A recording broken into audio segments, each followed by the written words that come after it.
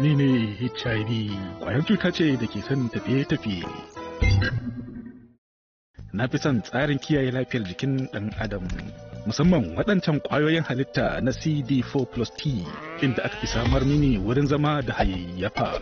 Lokacin da na shiga waɗannan ƙwayoyin halitta, zan lalata su da sauya siffar tsarinsu da kuma hayayyafa.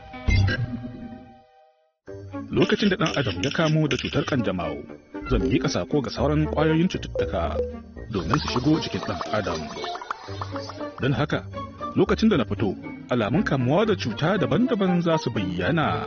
Idan ɗan adam bai mai da hankali ba, ƙila ƙaramar cutar fata za ta tsananta zuwa cutar jini da cutar ƙwaƙwalwa da sauransu. Wow, Oga HIV, kana da ƙarfi, ko zaka gaya min hanyoyin tafiye-tafiyenka na kai hari?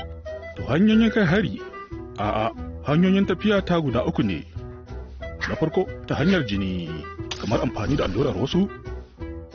Na biyu ta hanyar jima'i. Na uku ta hanyar mahaifiya zuwa jariri. Ina da wayo, ko ba haka ba?